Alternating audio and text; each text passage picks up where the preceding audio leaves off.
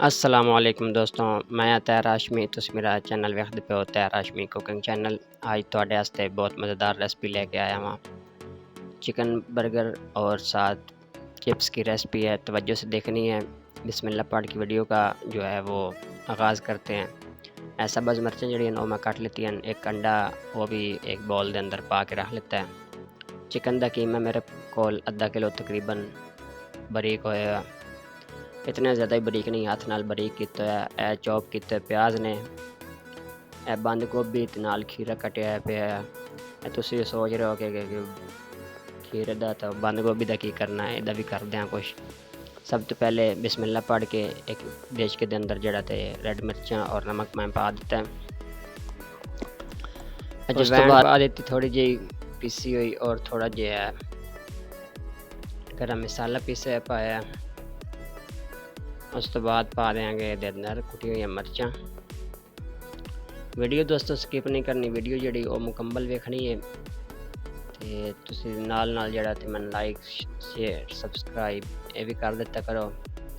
प्याज पा देते हैं चॉप किए हुए, और नाल ही कीमा चॉप किया हुआ पा दिता है। ये हाथ ते कीमा होया सी, उस हिसाब नाल मैं हाथ ते ही प्याज भी चॉप करके पा देते हैं। मशीना का जड़ा वो मसले ख़त्म कर दिता है।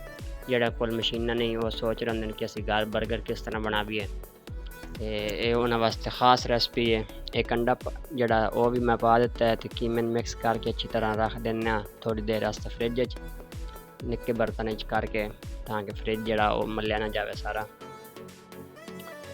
तो दूसरी तरफ जो है दोस्तों एक बॉल और रख लेता है। इसके अंदर मिर्चां वाली कैचअप जड़ी होंदी है, चिली गार्लिक सॉस जो है वो मैंने डाल दी है इसके अंदर, और मेयोनीज इसके अंदर पा देना।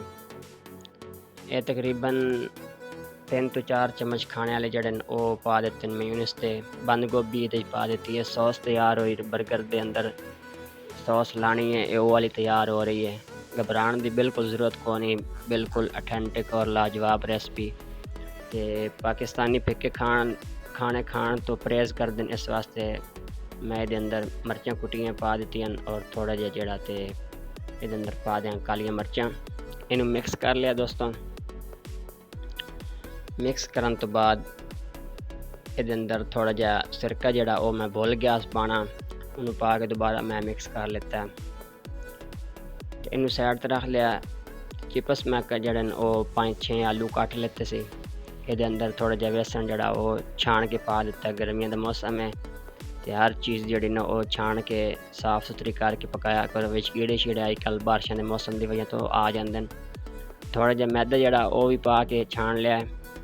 ये अंदर नमक शामिल कर लेता है, और पीसी मिर्चां पा के, तो थोड़ा जिहा ये अंदर कालियां मिर्चां पा के इनू मिक्स कर लेना। चिप्सां का जड़ा ते रौला ख़त्म करिए, इनू भी एक साइड ते करके ते चुल्हे ते चढ़ा दें। बंद मैं रख लें थल्ले कपड़ा विछा के। तो सब्जियां भी कट लियां जड़ियां पानियां से, वो सारिया चीज़ां कट्ठियां कर लियां। तो पैटी मैं तुहानूं दस दिना किस तरह बनाना है। कीमा लैके उहदा पेड़ा जिहा बना के ते उन्होंने उत्तों प्रेस कर लेना।